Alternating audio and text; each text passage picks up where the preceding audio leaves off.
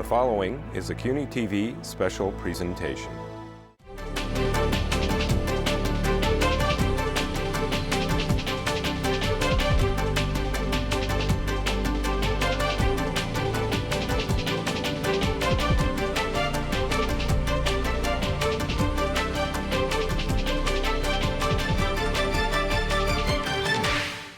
We've been doing these series of panels to mix things up, to get a diverse view of what's going on different issues.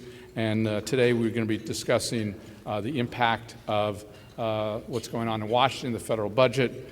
Abney has been also sort of behind the scenes on a smaller scale, been meeting with key policymakers within the city and the state and down in Washington to discuss the impact and talk about issues that could really have a negative and positive impact on our city and state, like state and local tax deductibility, regulatory reform, health care. These are all things that obviously could really change our city and make it more competitive, less competitive. It all depends on the issue. So we have a great panel with us this morning. I just want to say, you would think Robert Mojica was here. His stunt double has joined us, Ken Rasky. Robert got stuck in the snowstorm up in Albany. There were no trains this morning coming down. So we made an audible and called Ken last night, and he kindly agreed to join us and give us his view on what's the impact of ACA changes that are being formulated. So Ken is one of our panelists. We have a great moderator, Maria Dulas, who's the Vice President of the Citizens Budget Commission. She'll be up here in a second. Dean Fulihan, who's the Director of the Mayor's Office of Management and Budget, and representing the New York City Council is Preston Nitblack, the Deputy, is Latanya McKinney, Director of Finance Division of the New York City Council, and then Preston Niblack, who's the Deputy Controller for the budget, for the New York City Budget Controller's Office. So, and we also have Ken. So all of you, thank you for joining us. And it's now my pleasure to have Maria come up here and lead the panel. Maria, thank you. This panel discussion will examine how changes in federal policy and budget will impact New York City's finances and budget priorities in the coming years. The federal government provides more than $50 billion in aid to New York State and New York City. This promises to be a fascinating time for those interested in intergovernmental relationships and truly challenging for those who are charged with state and local financial management and budgeting. So for those budget novices out there, I think it's important to just lay down a little bit of context for how the budget, the three budgets operate. The federal fiscal year begins on October 1st. The president is expected to release his budget this week. More than 2/3 of the budget goes to the federal budget goes to the repayment of debt and to entitlement programs such as Medicare, Medicaid, and Social Security. That leaves more than $1 trillion in so-called discretionary spending. Preliminary reports indicate that within this pot, the president intends to increase defense spending while cutting staffing at funds for other agencies significantly. Early reports are 14% cuts at HUD, 20 to 25% cuts at the EPA, and 18% cut for the Department of Commerce. The cuts will directly affect funding of state and local programs, and there may be fundamental changes to the way that the funds are provided in some cases as well. Most federal funds come to the city via the state. At the state level, the governor proposed his executive budget in January, and the Senate and Assembly have staked out their positions in one House bills produced this week.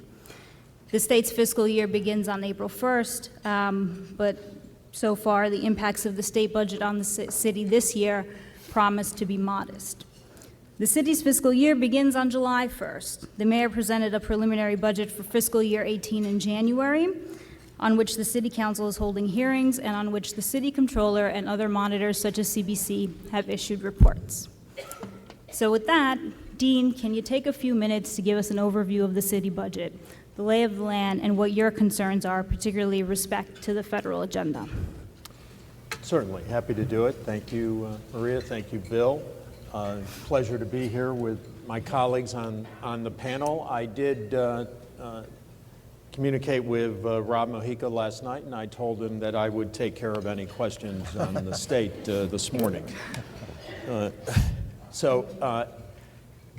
Perfect timing. As Maria pointed out, we expect, could change, but we do expect at least an outline of the president's federal budget, which would take effect in October, goes through a very complicated process. The only other piece I would mention on the federal piece, and then let's talk a little overview on the city budget, is the continuing resolution actually ends in April, so there has to be some federal action by the end of April on how they get the remainder of the current fiscal year. And we'll go into more detail as we go through that. This is a perfect opportunity, the perfect place. Abney has a long tradition of being helpful, of focusing on major issues that confront our city, and right now, clearly, the major issue confronting us is federal action. We submitted, the mayor presented the preliminary budget on January 24th, $84.67 billion. So at the beginning of that presentation, the mayor addressed the potential consequences of federal action on the city's budget. We know the federal government at various levels has openly discussed significant cuts to health care, to education, to housing. We'll go into more detail on that, to really on our safety net programs. We keep hearing reports and potential leaks of what might be happening. There was clearly significant discussion of changes to HUD in particular and to public housing funds. So what have we done? Facing that uncertainty in Washington, what are the major things the mayor identified? Well, we're maintaining historic levels of reserves, really unprecedented in the history of the city, no matter how we measure those. We're cautiously estimating revenues. We have not had to make significant changes, as many other municipal and state governments have had to do, because we're very cautious, and the city has a tradition of being cautious. We've identified more ways to save, and the mayor made very clear and gave me a very clear directive that we would have additional savings coming into the executive budget. And we did make, they were modest, but we did make additional strategic investments in the future of the city. I just want to talk a few minutes about those components. The reserves, it's just worth going back over. I say this sort of repeatedly, but I'm going to keep doing it. We have a general reserve now, the city, of $1 billion for each year of our 4-year financial plan. The traditional level in the city was $300 million. We created, with the council, for the first time, a capital stabilization reserve. That is now $250 million for each year of the 4-year financial plan. We basically now, in this administration, have an additional $1 billion every single year of the financial plan of reserves over what the city has traditionally had. Retiree Health Benefit Trust Fund, started by the prior administration, almost depleted in the Great Recession, is now $4 billion. $3.3 billion of that reserve is a result of actions taken by this administration. On savings, in November, for the first time in our administration, we had a $1 billion savings plan over the 2 fiscal years. In the January budget, we did another $100 million, and the mayor directed us to have a third savings plan of at least $500 million as we prepare for the executive budget. This is in addition to the first time the city in decades has attempted to control employee and retiree health care costs. So we're achieving this year $1.3 billion of health care savings over the 4-year plan, which was part of our labor agreement. One of the first things that this administration did. As part of our labor agreement, we had no labor contracts when we took office. We now have basically the whole workforce under contract. As part of that 4-year commitment, we had $3.4 billion of health care savings. First time the city has tried to actually bend the curve on health care savings. And we can go into more detail on that. But and those are continuing. At $1.3 billion, they continue in the out years. And the mayor also made the commitment that we're going to find more savings going into the future. So look, we start here with a strong economy. We all know that. We're all saying that there's some weakness in the economy, but we've had incredible job growth over the past 3 years. We've exceeded what the nation has done. Our population growth is at historic levels. We actually have net migration into the city for the first time since the 1950s. We have a strong immigrant community. I'm quite sure we're going to have conversations about that. It's a vital part of our city's labor force. Foreign-born workers make up 45% of the city's labor force. Foreign-born households are $92 billion in income in 2015. 39% of the city total household income earnings, and 52% of the city's businesses are owned by immigrants. We made investments. I'm not going to delineate, but I'm happy to. The targeted investments that we made are in public safety, education, and affordability. That's been the themes of this administration. So, back to the federal government. So we rely on our budget, and this has been pretty consistent. We rely between $7 and $8 billion of direct money comes through the city budget process. And it affects major agencies that we deal with, huge amounts of monies. You're not going to be surprised. They are basically safety net programs. They help us with the uninsured in health and hospitals. They help us in the Department of Education, TANF, and all of our social welfare programs, in addition to significant public safety dollars. That's just a small piece of what we're doing. I know Ken's going to speak to the broader impact. There's $30 billion coming to outside of the city budget in Medicaid spending that enters New York City as a total. $2 billion of federal money going to health and hospitals. So there's two different aspects we need to look at this on. Both is what directly comes through the city budget, that about 9 to 10% of our total spending, and then what comes through the state budget to those vital institutions that are such a part of the infrastructure of the city. So with that, we, once again, approach the budget with a great deal of caution. We are active in Washington with our partners, including ABNY, who we're working with. We are challenging at every aspect. We're working with Senator Schumer, Senator Gillibrand, our entire congressional delegation, to challenge really on a day-by-day basis what is happening, including the very markup of the ACA repeal. So with that, I'll turn it back to you. Look forward to the questions, and thank you. Thank you. I like this lens of thinking about money that's coming directly through the budget, money that's coming through the state budget, but I'd also add there are tax policy changes that may affect the city's competitiveness in other ways as well, and we'll discuss that. So Preston, let's drill down a little bit on the federal funding. Your office did an analysis of federal aid to New York City. How much money is at stake here, and how significant is it for the services provided to New Yorkers? Can you be specific to give people a sense of what the major programs are backed by federal aid, and which agencies are most reliant?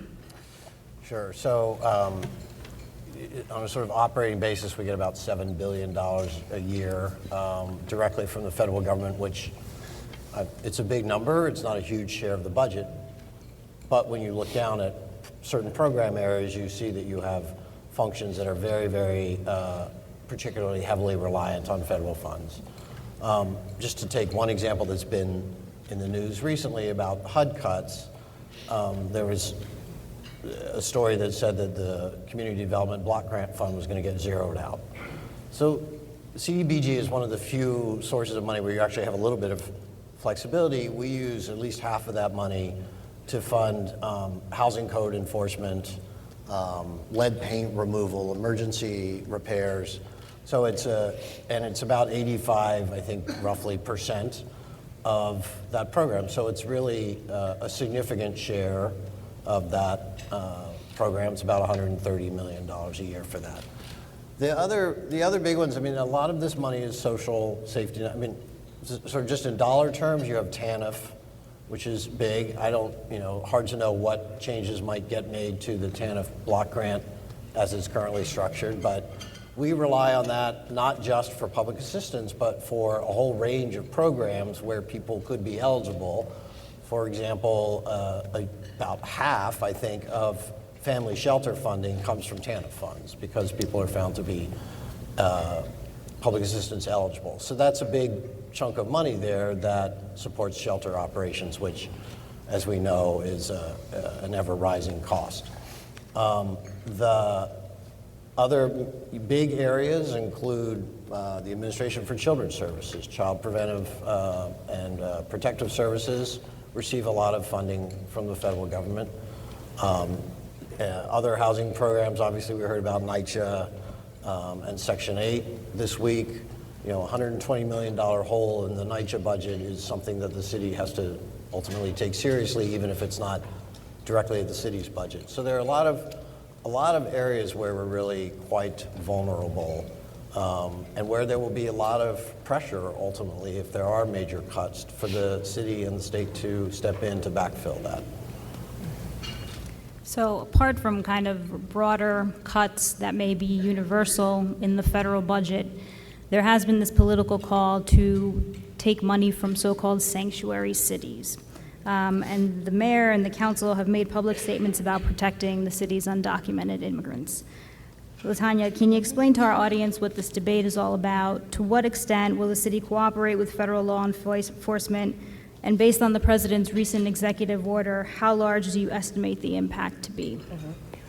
So, as Preston said, there are a lot of different things that are pressuring the city's budget, but with sanctuary cities, the actual funding that the city could potentially lose is small relative to the larger city budget. But the impact on what it means to New York City and what it means to the immigrant community is significant. The council has been at the forefront with regards to immigration issues and providing legal services for unaccompanied minors and for legal services for undocumented New Yorkers. So we're working in developing a plan with the administration on how to combat that. There would be an impact on the NYPD with regards to sanctuary cities, but the entire impact on what it may mean to New Yorkers is far greater in our estimation than the actual dollar amount in that funding pool. There are other larger pressures, particularly we most recently heard about HUD and that impact there. So I think where we stand is that we need to really continue to push back on the federal government.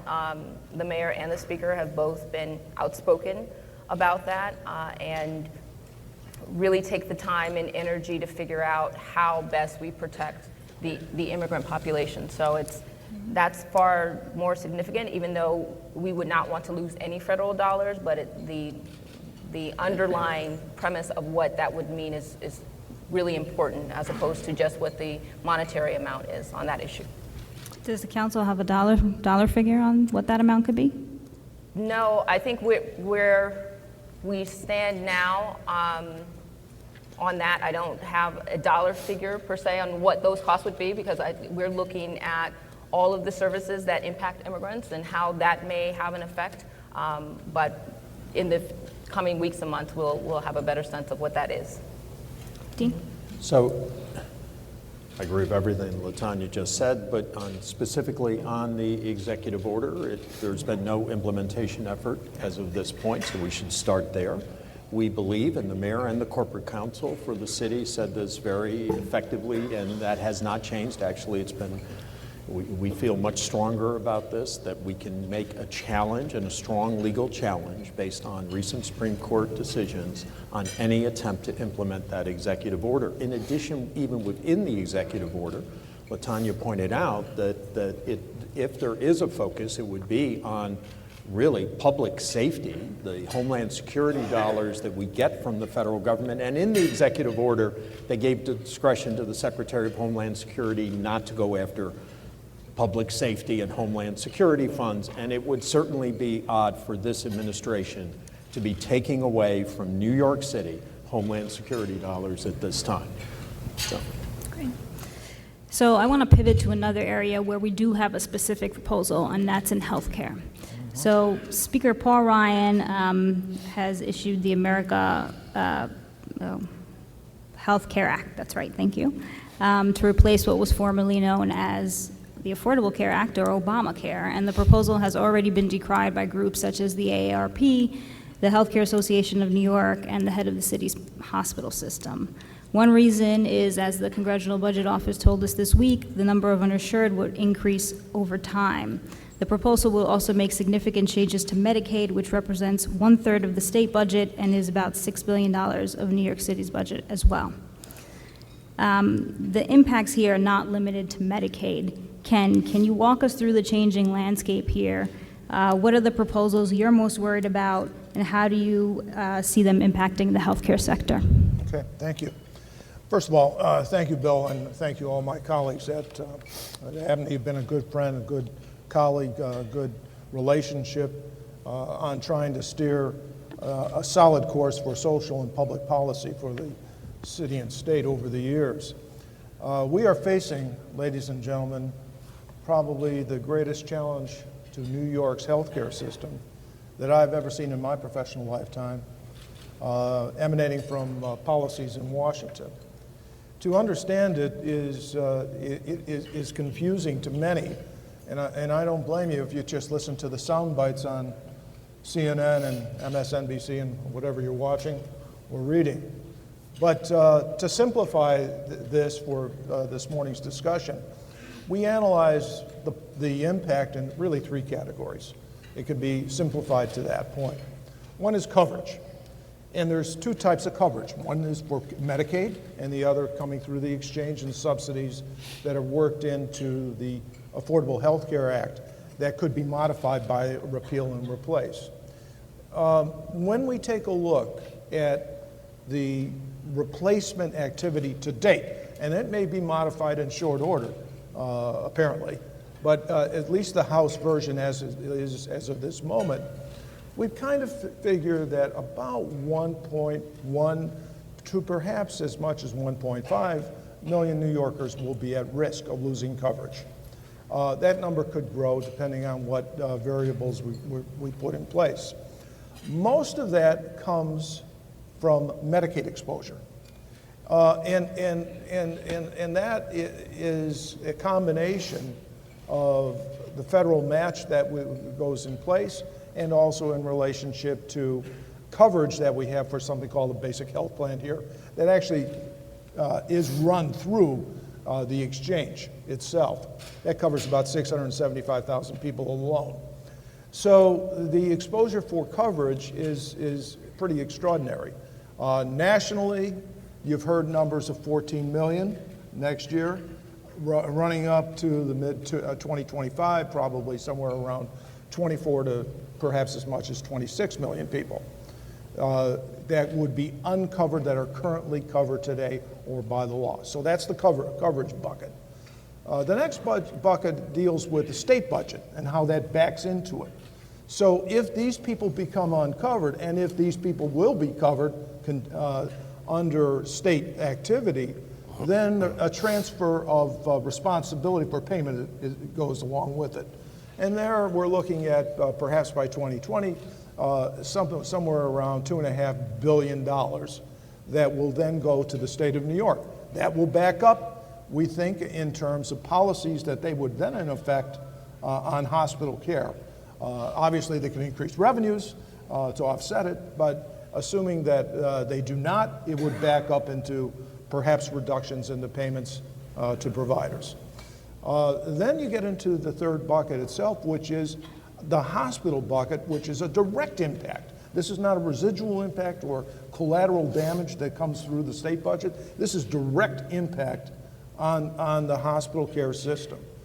And to understand this part of it, when the original bill was passed, it assumed that there would be an expansion in coverage, and the subsidies that were flowing to the hospital system for taking care of bad debt and charity care, the uninsured, that the amount of subsidies that would be needed in the future would be reduced by the increased coverage.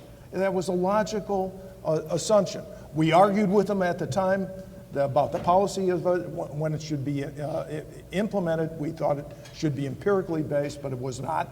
It was just theoretically based. In any event, a subsidy was planned. There was planned reductions in that subsidy based on expansion. In the bill, those reductions in subsidies will continue. At the same time, they reduce the coverage. So there you go. You got a double whammy on the hospital side of things. So coverage is diminished. To recapitulate, coverage is diminished for over 1 million New York State residents. We have an impact on the state budget of $2.5 billion and perhaps growing, and then a direct impact on the hospital system. And that we estimate that impact will probably, in 2 years, be about $750 million. So, ladies and gentlemen, however you want to call it, this is a really, really difficult time for running a healthcare system in New York. Thank you. It was, I think, very thorough and very clear. But it also sounds like the proposal may impact New York City Health and Hospitals a little more than maybe some of the private providers because of the HHC's sort of continued tradition of taking care of the uninsured and immigrants. Is there a sense that the city will step up to help HHC deal with these shortfalls? So let's step back and let me, and I'll get to that answer, but let me also join Ken in the conversation about what's happening and how dramatic a change this is. We're basically taking a significant change in American social policy, Medicaid, and we're changing the very entitlement nature of it. That's not how it's being described. But they are putting per capita caps on Medicaid going forward. Those per capita, they are putting caps, and right now they adjust it by a medical inflation adjustment. Right. So it looks like it's fine, but it's not fine. And the states that have been the most generous in how they take care of their safety net population are the ones that are going to feel this the most. So that's both New York State and the hospitals in New York City, both Health and Hospital Corporation and our entire hospital system. So they're making dramatic changes. And then the improvements that occurred on ACA, I mean, and Ken can do this much better than I can. You can go point by point on this, on how insurance coverage is going to increase and increase disproportionately for the elderly, how people are going to lose insurance, the people we helped subsidize, those plans that Ken's talking about outside of Medicaid, where New York, one of the few states that stepped forward and said we would actually help, provide additional insurance, are no longer going to be covered, no longer going to be part of this reimbursement. The very historic Medicaid waiver that the state and city and the hospital community fought for only 2 years ago, those are gone. The assumptions on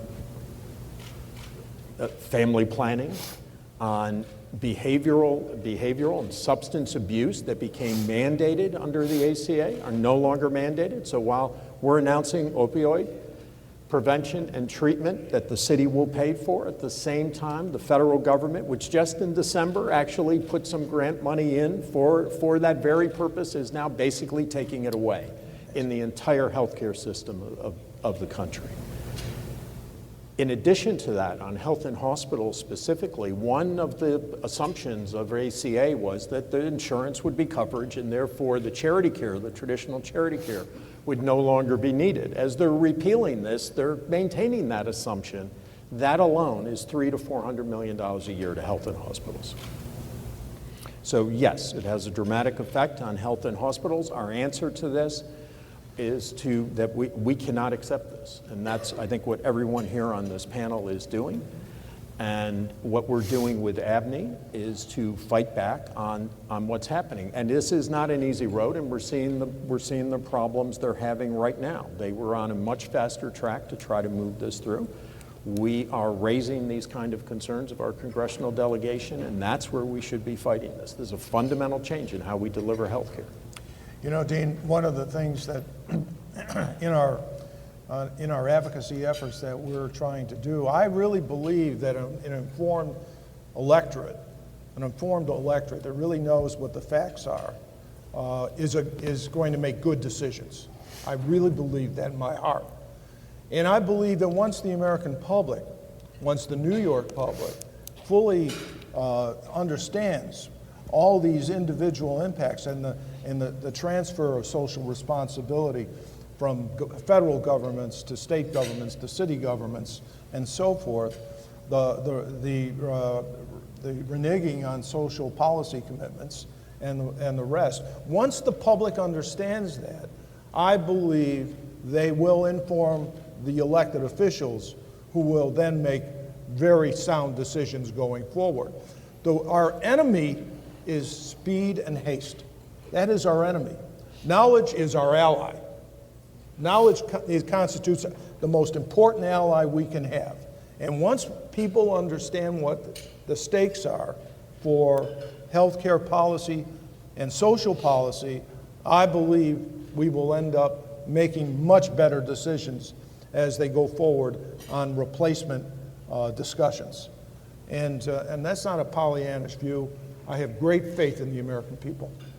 So Preston has already mentioned that the cuts to HUD would affect NYCHA's operating budget. NYCHA has finally this year reached, prior to the cuts, operating balance after support from receiving, I think, record support from the city on the operating side, but also taking steps to make its own operations more efficient and effective.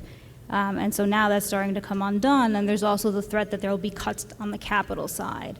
As we know, NYCHA has a $17 billion capital backlog.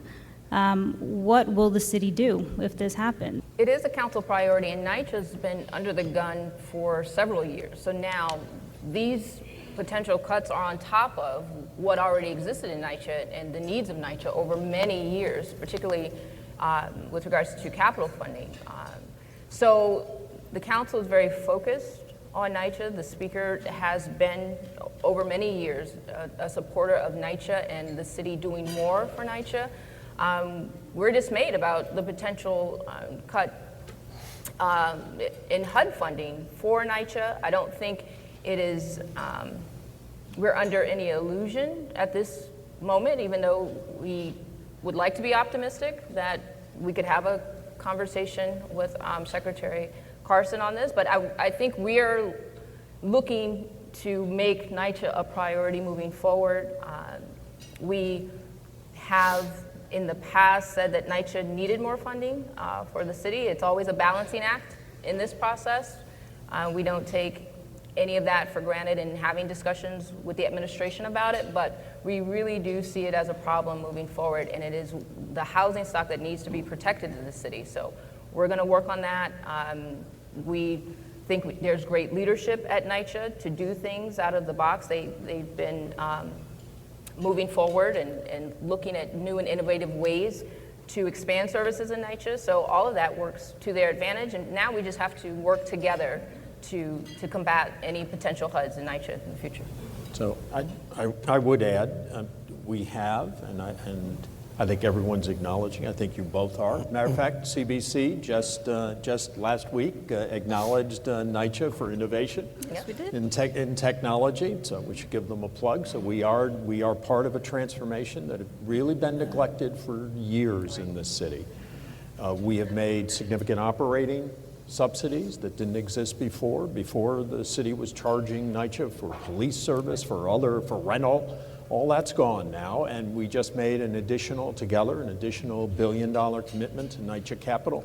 And that money, which historically had not happened, is actually being spent in a timely way. It's getting done every single year. That's not been the history before. So there have been dramatic improvements, and I'm going to keep saying it. We can't let the federal government, our federal government, all of a sudden be the impediment to that change, whether it's in healthcare or in our public housing, and until hundreds of thousands and actually millions of New Yorkers who rely on it. The monitors released their reports of the city's plan, and they find that the economic growth, at least in terms of jobs being added, is slowing. This is also the first time in an expansionary period that I remember seeing non-property tax revenues, which are more economically sensitive, be essentially flat from 16 to 17 and 17 to 18. The state comptroller even puts the city's normally conservative tax forecast at risk. So as you mentioned, Dean, the city has reserves, but are they really enough to be able to contend with these risks? What else should the city be doing? Preston, you want to take the first stab? We will fight, obviously, at every level to try and protect federal funding for the city, but we're going to take some cuts. I mean, it's, the Republicans control Congress and maybe the White House too, I'm not quite sure.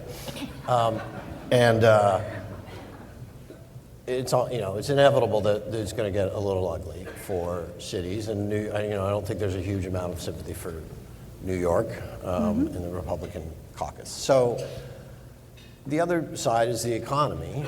When we look at the economy, we're more or less in the same place in our forecast as OMB, but it's the most uncertain sort of outlook, I think, that we've faced in quite a while. And, the Fed's going to raise rates today, probably. And they're doing that in response to, because there's a labor market that's operating pretty much at full capacity at this point. If we pass major tax cuts at the federal level, if we pass a big infrastructure spending program, we're going to stimulate the economy in a way that may just increase the amount of money that's chasing around and raise inflation and raise interest rates. And the Fed, I'm sure at this point, will be happy to have something that they can do, are likely going to respond in a way that could tip the economy into slower growth or even recession. And that won't be their intention, but it's not exactly a fine, honed tool, raising interest rates. So there's a lot of risk out there. Are we doing enough to be ready for the risk? I think our concern at the Comptroller's Office has been twofold. One is I applaud the savings plans, the 3 rounds of savings plans that we've had. I think now it's time for the agencies to start to look more closely at their operations and budgets and really do a more significant scrub. And I'm hoping that the $500 million or whatever it turns out to be that we see in the exec will have recurring agency level savings, because I think that's key to being able to sort of manage what's coming. And it's really the recurring nature of the savings that I think is particularly important. In the period sort of before and after the Great Recession, agency cuts averaged about 2.5% of total agency spending. They've averaged about 1% in the last 3 rounds of PEGs, and we think we need to up the game a little bit there. And all of that needs to go toward, I think, a slightly bigger cushion than we even have. And I totally acknowledge what the administration has done in this regard, but I think we need to add probably in the nature of $1 billion, if not more, to the reserves that we have available now to manage sort of whatever comes down the road. God willing, we don't need it. And then, we can use that money in ways that continue to invest in the city. But I think we're anxious a little bit at this point, given the uncertainties that we face, about whether we are as ready as we could be. So, a couple points on that. First point, and thank you for the acknowledgement, and the Comptroller's always has consistently acknowledged that we have made an effort together with the council to do levels of reserves the city has never achieved before. It is a balancing act, and we'll continue to do that. And yes, we're calling upon agencies to do more, and we're going to continue to do that. On the federal piece, I do want to say, will there be cuts? Of course there will be cuts. I agree with you. At the same time, the dramatic action that we're being confronted with, the kinds of cuts we're talking about in ACA, we are actually not alone. I do think it's worth saying. There are Republican governors from major states who actually did do Medicaid expansions, who are all of a sudden going to face huge budget situations that they don't want to confront. Absolutely. So I think we shouldn't feel completely isolated as we do this battle. We're not alone, and we should be looking for other states where this matters. I have a feeling you're going to ask us about tax policy at one point, and there are going to be other states that get affected by tax policy. You know, Dean, 31 states expanded Medicaid. There you go. So Right. 31 potential allies right there. Yes, but now we need, you know, we are, but I think to Preston's point, we're going to have to push back, and part of that is it doesn't mean, and we acknowledge this, that we're going to have cuts and we're going to have to address that. At the same time, the large part of this that is coming down, we really do have to push back dramatically, and time is on our side, and we're seeing that actually in the ACA debate that goes on right now. CBC does not count the RHBT as general reserves. We think those monies should be protected and should be really dedicated to the city's OPEB liability. But there has been an effort to increase the efficiencies from the agencies at the citywide savings plan, and we think, you know, and the cross-cutting agency efforts by the budget office in particular are really good at kind of tackling things that have been low-hanging fruit for a long time, but more can be done by the agency commissioners to be more aggressive in generating those savings. So there are a number of proposals in both the President's tax plan and the House blueprint that would have significant impacts on tax collections. This includes placing limits or eliminating itemized deductions, including charitable deductions, mortgage interest, and the deduction for state and local income sales, property, and real estate taxes. New York is a high-tax state. We all know this. In New York City, our highest combined state and local income tax burden is 12.7%, second only to California. Some local governments in Westchester, Nassau, Suffolk have among the highest property tax bills in the nation. Is this a worrisome proposal to the members of the panel? So I'll start, and I'll speak on behalf of Rob. We're worried about everything. So it's sort of a universal answer. Are we worried about tax policy consequences for the state and the city? Absolutely. Deductibility, a major benefit to the state. Once again, we're not alone. There are even states that may claim they don't have income taxes. There are large property taxes. Remember, it goes over the entire spectrum of what's deducted. Absolutely. All state and local taxes, all charitable contributions. You know, New York City, we estimate the value at $7.7 billion and almost $7,000 per tax per filer. So these are significant. There are significant pieces. The mortgage deductibility, which is certainly not unique to New York State or New York City. So are we concerned about this? Absolutely. One of the things, we don't have a tax bill in front of us. We should start that. All we have is what the House had put out before and what the President had put out during the campaign. So these are one of the topics on there. We're working, once again, actually directly with Abney. We're going to continue to work with our congressional delegation. The mayor has made this an issue. He's talked to the President about this.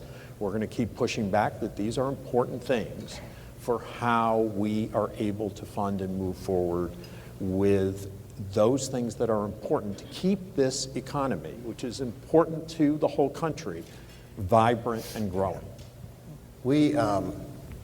So we've started to take a look at the two plans that are out there, the Trump campaign proposal, which actually doesn't have a specific limitation on state and local deductibility. It's kind of a global cap that we think generally doesn't really bite until you reach pretty high levels of income, probably sort of the average for this crowd. But then the Republican House plan, which is actually probably a little more dangerous for our own tax burden situation.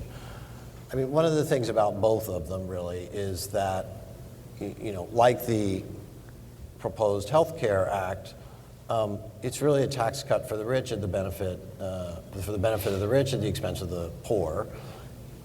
The tax cuts under the Trump plan would be fairly across the board, but there are a couple of areas that are really striking. One is you have an increase of about 5% in after-tax income for people who make more than $500,000. You don't get anywhere near that for people at the lower end of the spectrum, even with we modeled a fairly generous child care tax credit. And there are some changes that would, for example, raise taxes on a large percentage of single-parent households or single-filer households with dependents. who are, moderate income. So, the distributional consequences of what's being proposed, again, sort of really accentuate and make the mayor's push, and I think the whole city's push to struggle with inequality, the growth of inequality, is just going to accentuate that. And there, I think, is really regardless of sort of or in addition to the state and local tax deductibility issue, there's kind of this broader issue of really how are we addressing the issue of income inequality and shared growth. And none of the Republican tax proposals or the president's tax proposals would do anything to help that at all. Right, we do have, we actually have time to look at these proposals, and the tax bill is clearly going to take, and all tax bills traditionally take a significant amount of time. So I think on this one, we're actually going to be able to have a much greater interaction. Right. So it's not all downside. There is a potential upside here, which is infrastructure. The president wants a $1 trillion investment in infrastructure. Democrats are also in favor of the spending. Republicans want the spending, but want it accomplished with tax credits to leverage private investment. So New York is not a leader in this regard. So CBC views public-private partnerships not as a panacea, but as a useful tool for addressing the state's infrastructure needs. But New York is so behind the curve on the legislation needed to allow the city and even some state agencies to make use of these arrangements. What are the changes, Dean, that you would need to be able to do some of these public-private partnerships? And are there projects that are in the city's 10-year capital strategy that would just be excellent candidates for such an arrangement? So, look, the mayor has said this, Senator Schumer has said this. We're pleased to partner on a major infrastructure enhancement by the federal government. There's been clearly basically the federal government traditional role in major infrastructure projects has been declining. We need that to change. It took years for them to even have to reauthorize the transportation bill. We have major projects. Just alone in our 10-year capital plan of almost $90 billion that we just released with the preliminary budget, there are significant major infrastructure, highway infrastructure projects, major water and infrastructure projects that are in there. There are things that are multi-state projects that I'm quite sure are on CBC's list and Abney's list, Gateway. There are many infrastructure projects that should be moving forward that need a federal partnership. So we're there if they want to have a federal partnership with us. Honestly, if the goal is shovel-ready projects, we have a list, state has a list, we're ready to do that. The best way to do that is actually to put the money into our hands and start talking about major infrastructure projects. Tanya, does the council have any concerns about the 10-year infrastructure plan?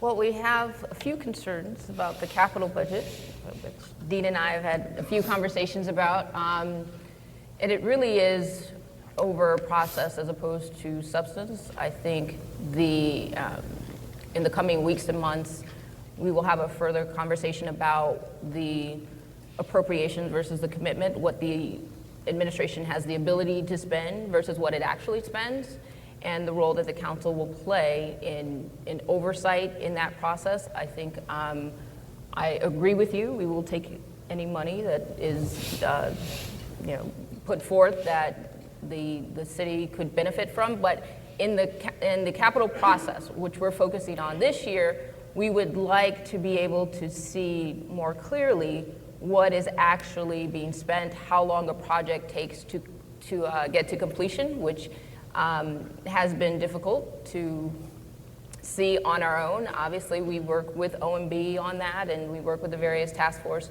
to ensure that we have some clarity, but we need to go further. So this year, unlike past years where we focus a lot more on transparency in the expense budget, we're focusing on transparency in the capital budget, and we will make efforts in our discussions about how we better right-size the capital budget. The 10-year capital strategy, on its face, we don't have any problem with the commitment to DOE or to NYCHA and so forth. It really is just how we can look over the next few years how this spending is done. There aren't capital budget modifications as there are expense modifications, so the council is at a disadvantage from that perspective in understanding what's being spent, but we want to move forward in a way that allows more clarity in the process so that we can really see where we are in spending. It's not just a matter of sort of the council's role and oversight here. It really is a matter of the transparency versus the opacity of the capital budget. It is impossible for any normal human being, and even for those of us who are abnormally interested in the budget, to really glean any information out of what's published. So with that, and I am here. Don't look at me. I will pass it back to Bill for the Q&A. Thank you, Maria, and thank you. What a great panel. Very sobering. We have time for just a couple of questions from the audience, unless Maria covered all. Yes, go ahead. Tom Ferrugia with Broadway. So just two questions, maybe a little off topic. Number one, I know the city don't have to support the replacement for Affordable Health Care Act. I'm only hearing negative things about it. So what's the opposition you're facing in the sense that what you're hearing, well, this is what's better about it? I haven't heard any of that. And number two, from the administration, this affects a lot of people. So what's your position on repealing the working with rent tax in New York City? What's good about it is what they've been touting. It saves money. It saves $337 billion over a period of approximately 10 years, federal share of money. So that diminishes the federal government's exposure to Medicaid. Obviously, those savings come at the expense of the people. So there you have it. And there's the balancing act.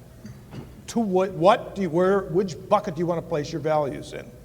And every one of you can make that judgment today. But therein lies the principal benefit, $337 billion savings to the federal treasury versus the coverage to the millions, 14 to 24 million Americans that otherwise have coverage. By the way, these are additional uninsured people. They would be added to the current reservoir of uninsured. So if you take that number out to 2025, just to give you a number, we expect that there will be over 50 million people in the United States that will not have health insurance, that will get sick and show up at Bellevue, at Brookdale, and all the other institutions. And who's going to pay for it? Nobody. Great point, Ken. We get so caught up in the numbers, and the Affordable Care Act was an attempt to get everybody insured, but we forget we had a significant population, of course, and a significant population in New York City that remain uninsured, and that's actually added on to it. You're right. We simply talk about it. To answer your first question, though, there's no one on this panel is going to tell you there's anything positive about what they're doing. I think that's sort of that's universal. We're not the one to ask. Ken's right. The CBO did come out and say that over the 10 years it did raise revenues for them. So if that's a positive, but I don't understand how, in the great scheme of things, that this is anyway a positive for any one of us. Look, our preliminary budget, on the second question, our preliminary budget identified the priorities of the administration. One of the positive things, actually one of the things that allows the city, unlike I think any other municipal government, to react quickly, coming out of the fiscal crisis, there are many reforms, generally accepted accounting principles. We're the only ones who really budget under generally accepted accounting principles, who take very seriously our 4-year plan, so we can actually discuss what our revenue projections in the 4th year are reasonable. Most places don't do that. And 4 times a year we come back and look at our budget. And we actually do it on a quarterly basis, much more similar to what you experience in the private sector. But we set our priorities, and that's what we did in the preliminary budget, but it is a process to get to the adopted budget. I don't think you answered his question about the commercial occupancy. sort of did. One more question. Yes, Ed. I was surprised by the revenue projections that they're as low as. Could you go a little bit more in depth as to why those projections are what they are? I'm confused. I'm sorry. About on the ACA or on ours? Oh, okay. City budget. So, look, traditionally, and we did it again, the revenue projections were were very cautious in the adopted budget. So we made some modest changes in November. We made some additional modest changes in January. Our monitors, including the city controller and the state controller and others, have said they think there's some weakness there. We acknowledge that. A strong property tax, without a rate increase, but strong property tax revenue. The non-property taxes are basically flat. That actually is true after a period of very strong growth, really incredible growth.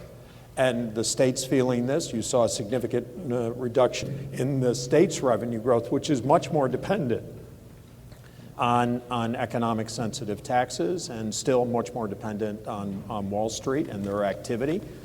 It's been pretty flat. Could that change? We hope it changes. We think it's going to start modestly changing, but our forecast is still pretty modest even into the future. Panelists and Maria, thank you very, very much.